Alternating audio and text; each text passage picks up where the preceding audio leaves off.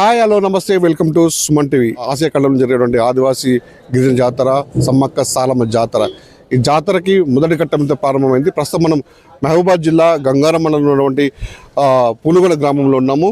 ఈ పూనుగొల గ్రామంలో కూడా ఒక ప్రత్యేకత ఉంది. ఎందుకంటే సమ్మక్క భర్త ఎవరున్న పగిడిద్దరాజు ఇక్కడి నుంచే పెళ్లి కొడుకుగా ముస్తాబు చేసి ఇక్కడి నుంచి వెనక వంశీలంతా కూడా గ్రామంలో ప్రత్యేక పూజలు వేసి ఉంటారు. ప్రస్తుతం మనం పగిడిద్దరాజు దేవాలయం దగ్గర ఉన్న పొడుగొండలో, ఈ పొడుగొండలో ఎవరైతే పెనుక వంశీయులు ఉన్నారో ఆ పెనుక వంశీలకు సంబంధించినటువంటి వారి కులస్తులంతా కలిసి ఇప్పటికే వాళ్ళ ఆలయాన్ని మొత్తం శుద్ధీకరణ చేసుకుని ఎప్పుడైతే ఇవాళ పెళ్లికొడుకుని ముస్తాబు చేయడానికి కూడా పెనుక వంశీలంతా కూడా ఆలయంలో అంటే మాండు తోరణాలు కడుతున్నారు. అట్ ద సేమ్ టైం అంటే ఇక్కడ నుంచి జాతర మొదటి ఘట్టం ప్రారంభమవుతుందని మనకు చరిత్ర చెప్తున్నారు. ఒకవైపు పెనుక వంశీలంతా కలిసి పొడుగొండ గ్రామంలో ప్రతి ఒక్క ఇంటిని కూడా అందంగా అలంకరించుకొని అలుకులు జల్లుకొని ముగ్గులు వేసి రంగురంగుల ముగ్గులు వేసి కూడా ఇక్కడ వాళ్ళంతా వంశీయులందరూ పెళ్లికొడుకు ముస్తాబు చేసే సిద్ధమయ్యారు. అంటే వీళ్ళ ఆచార వ్యవహారాలు కూడా వాళ్ళ సాంప్రదాయాలకు ఆదివాసీ గిరిజన ప్రాంతం కాబట్టి అంటే డిఫరెంట్గా ఉంటుందని చెప్తున్నారు. ప్రస్తుతం మనం ఏదైతే ఉందో పొడుగొండ గ్రామంలో నుండి పగిడిద్దరాజు ఆలయం దగ్గర ఉన్నాం. ఈ ఆలయంలో కూడా గత ఏదైతే కొన్ని సంవత్సరాల నుంచి వచ్చిన ఆచార వ్యవహారాలకు సంబంధించినట్టు కూడా పగిడిద్దరాజు పగిడీలు కూడా వీళ్ళు ఇక్కడ ఆలయంలో భద్రపరచాలి. వీళ్ళు ప్రత్యేక పూజలు, మహిళలు కూడా ప్రత్యేక పూజలు చేస్తున్నారు. ఇక్కడ మనం విజువల్స్ చూసుకోవచ్చు. ఇప్పుడు మనం ఆలయం లోపలికి వెళ్దాం. లోపలికి వెళ్ళిన తర్వాత మీకు ప్రతి ఒక్కరు క్షుణ్ణంగా గురించి ప్రయత్నం చేస్తాను. ఇక్కడ పగిడిద్దరాజుకు సంబంధించినటువంటి ప్రత్యేక పూజలు మనం విజువల్ చూసుకోవచ్చు. ఇక్కడ కొబ్బరికాయలు కొట్టు కూడా నాగలమ్మకి సంబంధించినటువంటి అన్ని పూజా కార్యక్రమాలు తంతు మొత్తం స్టార్ట్ అయింది. ఇక్కడ నుంచి ఈ డోలు వాయిద్యాలతో ఆదివాసీ గిరిజన సాంప్రదాయానికి వచ్చినటువంటి డోలు వాయిద్యాలతో కూడా పెళ్లి కొడుకుని ముస్తాబు చేసి తీసుకుపోతున్నారు. మనం ఏదైతే ఈ సంస్కృతి సాంప్రదాయాలు గతం నుంచి కూడా సమ్మక్క సారక్క జాతర అంటే కూడా ఒక విభిన్నంగా ఉంటుంది. ప్రతి ఒక్కరు కూడా వాళ్ళకి ప్రత్యేకత సంతరించుకునే నేపథ్యంలో ప్రతిదీ కూడా అంటే ఇక్కడ దేవుడు కాదు కుంకుమ భరణి ఒక వెదురు బొంగులు ఇక్కడ వెదురు బొంగులు పడగ రూపంలో పెళ్లి కొడుకుని ముస్తాబు చేసి తీసుకుపోవడం ఇలా ఆచారం మానవాయితీగా వస్తుంది. మన వీడియోస్ చూసుకోవచ్చు. ప్రతిదీ కూడా ఇక్కడ క్షుణ్ణంగా భద్రంగా భద్రపరచాలి. ఇక్కడ అంతా ప్రతి ఒక్కరు కూడా ఇక్కడ వీడియోస్ చూసుకోవచ్చు. ఈ కుండలో కూడా అంటే గతంలో దీని గురించి మనకి ఒకసారి అయ్యగారు పూజారి గారిని మనం అడిగి చూస్తాం.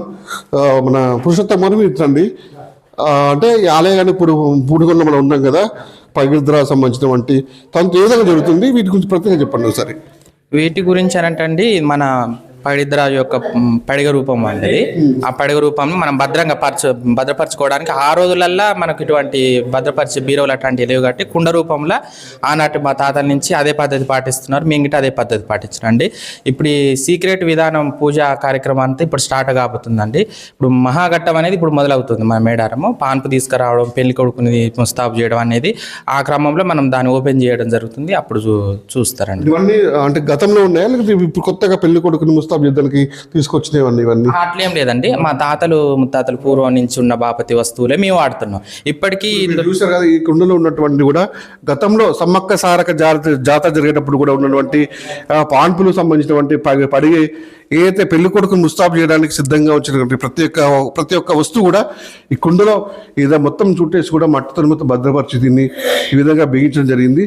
దీన్ని మళ్ళీ ఈరోజు అంటే మళ్ళీ పెళ్లి కొడుకుగా పగిడిద్దరాజు ముస్తాబు చేసిన క్రమంలో కూడా వీటిని తీసేసి వీటిని కూడా ప్రత్యేక పూజలు చేసిన అనంతరం మళ్ళీ వేరే పగిడతో కూడా వాళ్ళు ఇక్కడి నుంచి మేడం బయలుదేరితే మనం విజువల్స్ చూసుకోవచ్చు.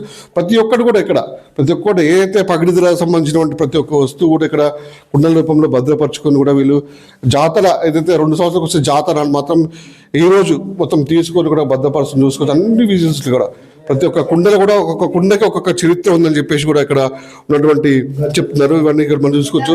ఆ సారే సంబంధించి గజ్జలు ఇవన్నీ కూడా మరి దీని ప్రత్యేకత ఏందని ప్రయత్నిద్దాం. పురుషోత్తం గారు ఒకసారి మరి చెప్పండి. అంటే ఇప్పుడు ఎన్ని గంటలకు స్టార్ట్ అవ్వబోతుంది? తంతు మొదటి ఘట్టం చెప్తాం కదా మనం, ఎట్లయింది?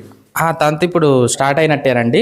మనము క్షేమంగా అరికాలకు ముళ్ళు నాటకుండా వెళ్ళాలనే కార్యక్రమం అయితే మనము అమ్మవారికి ఒక ఏటపోతుని మనం చేయడం జరుగుతుంది. అది కార్యక్రమం అయిపోయిందండి ఇప్పటి వరకు అయితే.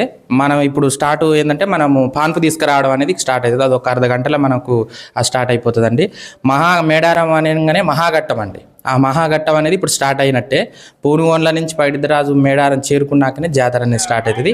ఆ ఘట్టం అనేది ఇప్పుడు మన దగ్గర స్టార్ట్ అవుతుంది పాన్పుతోటి. ఇక్కడ తంతు మొత్తం ముగిసిన తర్వాత అంటే తలుపులు కూడా వేసుకొని ప్రత్యేక పూజలు చేస్తారు మీరు. పూజలు చేసిన అనంతరం ఇక్కడ నుంచి మేడారంకి ఎన్ని గంటలకు ఇప్పుడు బయలుదేరుతారు? అడవి బాట కూడా ఎన్ని కిలోమీటర్లు బయలుదేరుతారు మీరు? మనం మేడారం అంటే సీక్రెట్ పూజా విధానం అంతా చేసుకోవడానికి 12-1 గంట అవుతుందండి. అంటే అమ్మవార్లకు మనము ఏ విధంగా ఆనాడు సంధి చేసుకుంటూ వస్తున్నాం మా తాతల ముత్తాతల నుంచి, ఆ పూజా కార్యక్రమం అంతా అయిపోయేసరికి 1-2 అవుతుందండి. ఆ 2 అయిన మరుక్షణం పెళ్లి కొడుకు ముస్తాబు చేసి కాలినడకన అంటే సుమారు ఒక 60-70 కిలోమీటర్ల మేర కాలినడకన అడవి బాట నడవాలా. అడవి బాట వేయేటప్పుడు మనకు అరికాలకు ముళ్ళు నాటకుండా చిన్న పెద్ద పిల్ల జిల్ల అందరు వస్తారు కాబట్టి అటువంటి వాళ్ళకి ఏం హాని కనుక్కుంటుండేందుకు పూజా కార్యక్రమం అనేది చేసుకుంటాము. మనం ఈ పూజ ఈ 2 గంటలకు బయలుదేరితే మనం ఆడికి పోయేసరికి 6-7 అవుతుందండి. మాకు అక్కడ ఒక షెడ్ ఉంది మా పెనక వారిది. మనం అక్కడ పోవడమే అన్నం అవి భోజనాలు ఏర్పాటు చేస్తారు. మనం అక్కడ బస చేయడం జరుగుతుంది, నిద్ర చేయడం జరుగుతుంది. మనం ఇక్కడ నుంచి వెళ్ళి క్రమంలో అక్కడ గిట్ట కొన్ని ఊర్లు తగులుతూ ఉంటాయి. అక్కడి నుంచి గిట్ట భక్తులు రావడము, ఆ ఊరేగింపులు ఆ కార్యక్రమాలతోటి మనం 7, 8, 9, 10 గంటలకు లక్ష్మీపురం చేరుకుంటాం. మేడారం గద్దెల మీదకి పగిడిద్దరాజు వెళ్ళి అక్కడ కొలువు తీరిన క్షేమంలో మొత్తం మేడారం సమ్మక్క సారథి జాతర 2026 మొత్తం జోరు అందుకుంటుంది. ఇక్కడి నుంచి మొదటి ఘట్టం స్టార్ట్ అవుతుంది. ఎక్కడి నుంచి ఎవరెవరు వస్తారు? ఇక్కడి నుంచి అంటే మన పెనక వంశీయులు అయితేనేమి, దేవుని యొక్క భక్తి ఆరాధన ఉన్న వాళ్ళు ఎవరైనా కానీ కాలినడకన వాళ్ళు మొక్కుకుంటారండి. మేడారం మనం పైడిద్దరాజుతో కాలినడకన వెళ్తే మంచి జరుగుతుంది అన్న ఆలోచనతో వచ్చేటోళ్ళు. మనతోటి పాటు ఎవరు వచ్చినా కానీ దేవుని యొక్క తోటి వెళ్ళొచ్చండి. అందరూ నడుచుకుంటూనే వెళ్ళిపోతూ ఉంటాం కాలినడక. అంటే కన్నెపల్లి నుంచి ఎవరు వస్తారు? చిలకలగుట్ట నుంచి ఎవరు వస్తారు? మనకు ఫస్ట్ పైడిద్దరాజు అండి. మన పునుగోల నుంచి పైడిద్దరాజు పెళ్లి కొడుకు ముస్తాబయ్యి ఫస్ట్ రోజు బయలుదేరుతాము. తర్వాత మన గోవిందరాజు పైడిద్దరాజు తమ్ముడు గోవిందరాజు కొండా నుంచి బయలుదేరుతాడు. తర్వాత మన సార్లమ్మ పైడిద్దరాజు బిడ్డ అంటే అమ్మవారి యొక్క బిడ్డ సార్లమ్మ ఆమె రావడం జరుగుతుంది. 3 దేవతలు మన జంపన్నవాగు అంటే సమ్మక్క తల్లి యొక్క కొడుకు పైడిద్దరాజు సమ్మక్క తల్లి యొక్క కొడుకు గోవిందరాజు యొక్క మహాఘట్టాన్ని తాకడం కోసం 3 ఒక దగ్గరికి చేరుకోవడం జరుగుతుంది. జంపన్నవాగును తడుముకొని స్నానాలు చేసి అక్కడి నుంచి గర్భగుడికి వెళ్ళి అక్కడ సీక్రెట్ పూజా విధానం చేయడం జరుగుతుందండి. తిరుగు ప్రయాణం వన ప్రవేశం తర్వాత ఇక్కడ కూడా మహా జాతర జరుగుతుంది చెప్తున్నారు కదా, ఆ జాతర ఎలా ఉండబోతుంది? అంటే మనము అక్కడ 4 రోజులు చేయడం జరుగుతుంది. బుధవారం రోజు మనము 12 గంటలకు మనం గద్దెల వేరుకు చేరుకుంటాము. ఆ తర్వాత అక్కడ గురువారం రోజు సమ్మక్క తల్లి చిలకలగుట్ట నుంచి వచ్చినాక అమ్మవారికును స్వామివారికి పెళ్లి చేయడం జరుగుతుంది మా సాంప్రదాయ ప్రకారంగా. ఆదివాసీ సాంప్రదాయ ప్రకారంగా సమ్మక్క తల్లికును పైడిద్దరాజుకు ఆనాడు చేసినటువంటి ఇచ్చిపుచ్చుకోవడాల పెళ్లి కార్యక్రమం జరుగుతుంది. ఆ పూజా విధానం అయిపోయినాక శుక్రవారం రోజు అమ్మవారికి మొక్కులు చెల్లించడం జరుగుతుంది. శనివారం రోజు మళ్ళీ యథావిధిగా వనప్రవేశం ఎవరి అమ్మవారికి అంటే సమ్మక్క తల్లికి పగిడిద్దరాజుకి అంటే వివాహ ముహూర్తం ఎన్ని గంటలకు ఉంది? ఎన్ని గంటలకన్నా అంటే సమ్మక్క వారు మన టైంను బట్టండి 8-9 గంటలకు వస్తారు. కాకపోతే మనకు సమ్మక్క వారు వచ్చిన తర్వాత 9 గంటల లోపల అమ్మవారికి స్వామివారికి అది గిటండి సీక్రెట్ మహాఘట్టమే అంటే కృతువు నైట్ పూజ చేసి పడేస్తాం. మీరు చెప్పండి, ఈ తంతు మీ వంశ పారంపర్యంగా వస్తుంది పెనక వంశుల కింద, దీన్ని ఇది ఏ విధంగా కాపాడుకుంటూ వస్తున్నారు మీరు?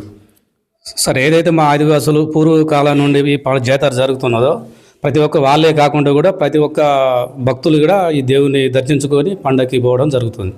మాది గంగారం మండలం జంగాలపల్లి గ్రామం సార్. కనుక ప్రతి ఒక్కరు కూడా, ఎందుకంటే మా ఆదివాసీ సంప్రదాయం ప్రకారం ఉన్న దేవతల్ని పూజించుకుంటూ ఈ భక్తులు అందరూ కూడా ఈరోజు వచ్చినటువంటి వాళ్ళు కూడా మేడారం ఈ పగిడిద్దరాజు దేవుని వెంబడి ఇక్కడ మేడారం పోవడం జరుగుతుంది. మీరు చెప్పండి, ముఖ్యంగా పగిడిద్దరాజు అంటే సమ్మక్క భర్త అని కొంతమంది తెలుసు, కానీ మహబూబాబాద్ జిల్లా గంగారం మండలం సంబంధించినటువంటి మొదటి ఘట్టం ఇక్కడి నుంచి ప్రారంభమవుతుందని కూడా ఎవరికి తెలియదు మ్యాక్సిమంగా. మెయిన్ మన ఘట్టం ఇక్కడి నుంచి స్టార్ట్ అవుతుంది. ఏ విధంగా ఫీల్ అవుతుంది మీరు? అంటే ఆదివాసీ సంప్రదాయాల ప్రకారం వాస్తవంగానైతే మేము ప్రకృతిని అలవాలంగా చేసుకొని ప్రకృతిలో లభించేటటువంటి వస్తువుల ఆధారంగానే మేము పూజా క్రతువులు కార్యక్రమాలు చేస్తూ ఉంటాం. వాస్తవంగా కూడా ఆదివాసీ పెళ్ళిళ్ళ తంతు కూడా ఆ విధంగానే జరుగుతుంది. గతంలో మా వనదేవతలు కూడా ఆ రకంగానే పెళ్లి క్రతువు చేసుకున్నారు కాబట్టి ఆ విధానంలో మేము వనం తీసుకొచ్చిన తర్వాతనే పెళ్లి కొడుకుని తయారు చేసి అమ్మవారి దగ్గరికి తీసుకుపోవడం జరుగుతుంది. మేడారం వెళ్ళిన తర్వాత అక్కడ అమ్మవారి చిలకలగుట్ట నుంచి వచ్చిన తర్వాత అక్కడ మనం రాత్రిపూట మనం కార్యక్రమాన్ని పూర్తి చేసుకుంటాం. అది కళ్యాణ తంతుని పూర్తి చేసుకోవడం జరుగుతుందండి. అంటే ఈ పండుగ పూనుగొండలో ఈ అంటే సంప్రదాయ ప్రకారం ఊళ్ళో ఇలాంటి వాతావరణం కనిపిస్తుంది సార్? పండుగ వాతావరణం జరుగుతుంది. మా ఆదివాసీ సంప్రదాయాల ప్రకారం అయితే వాస్తవంగా ఒక ఇంట్లో పెళ్లి జరుగుతుందంటే ఇంటిల్లిపాది అందరూ కూడా ఊళ్ళో ఉన్నటువంటి అందరూ ఇళ్ళు అల్లుకోవడం, ముగ్గులు వేసుకోవడం, తర్వాత వాళ్ళ ఇంట్లో దీపాలు పెట్టుకోవడం, దేవునికి మొక్కుకోవడం, తర్వాత పెళ్లి తంతు అనేది జరుగుతూ ఉంటుంది. ఇది ఎస్పెషల్గా దేవుని తంతు, దేవుని కళ్యాణం కాబట్టి కంపల్సరీ ఊరంతా కాకుండా ఈ మండలంలో ఉండబడినటువంటి ప్రతి గ్రామంలో కూడా ఈ యొక్క దేవుని కొలిచేటటువంటి వెనక వంశీయులే కాకుండా దేవుని భక్తితో ఉన్నటువంటి వాళ్ళు కూడా ఇల్లు అల్లుకొని పూజలు చేసుకొని ఇక్కడ నుంచి యాత్ర మాదిరిగా నడుచుకుంటూ బయలుదేరడం జరుగుతుంది. ఉత్తరగతి విన్నర్గా ఇక్కడ సంబంధించినటువంటి పూజలు ఇంక మరికొద్ది క్షణాల్లో మహాఘట్ట మొదటి ఘట్టం మీద ప్రారంభమవుతుంది. పూడిగొండలో ఇప్పటికే అందరూ కూడా సంసిద్ధమయ్యారు. పూజారంతా కూడా ఇప్పటికే తోనాలు కడుతున్నారు. ప్రతి ఇంటి కూడా అంత అందంగా అలంకరించుకొని ముగ్గులతో రంగవల్లితో కూడా నింపుకునే పరిస్థితుంది. ఇక్కడ లోన అంటే పగిడిద్దరాజు సంబంధించినటువంటి ఆలయం లోపల కూడా పెనుక వంశీయులు కూడా ఇతర కుటుంబ సభ్యులందరూ కలిసి లోపలికి వచ్చి ప్రత్యేక పూజలు చేసిన అనంతరం ఒక పగిడే రూపంలో దాన్ని తీసుకెళ్ళి ఒక కుంకుమ బరలకు తీసుకెళ్ళి ఇక్కడ నుంచి సుమారు అంటే పునుగల నుంచి మేడారానికి 70-80 కిలోమీటర్ల దూరం ఉంటుంది. అడవి ప్రాంతం నుంచి బయలుదేరి ఉదయం అదైతే మహాజాతర స్టార్ట్ అవుతుందో ఉదయం అక్కడికి చేరుకుని అక్కడ కొలువు తీరుతారని చెప్తున్నారు. అక్కడి నుంచి మహాఘట్టం స్టార్ట్ అవుతుంది. సమ్మక్క సారలమ్మ తల్లి కూడా సారలమ్మ రాక అటు చిలకలగట్టు నుంచి సమ్మక్క రాక వీళ్ళందరూ వచ్చి కూడా 30వ తారీఖు నాడు కూడా అందరి దేవతలు గద్దెల మీద కొలువై భక్తులకు దర్శనం ఇస్తారు. అనంతరం వనప్రవేశం ఉంది. అక్కడి నుంచి మన యథావిధిగా ఈ పెనుక వంశస్థులు అందరూ వాళ్ళకి సంబంధించినటువంటి ఈ పునుగొండ పెళ్లి కొడుకుని కూడా మళ్ళీ వాళ్ళ ఆనవాయితీ ప్రకారం మళ్ళీ ఇక్కడికి పునుగొండ తీసుకొచ్చి ఇక్కడ కూడా మహాజాతర చేస్తామని చెప్పేసి ఇక్కడ ఉంటే పూజ చెప్తే పరిస్థితి.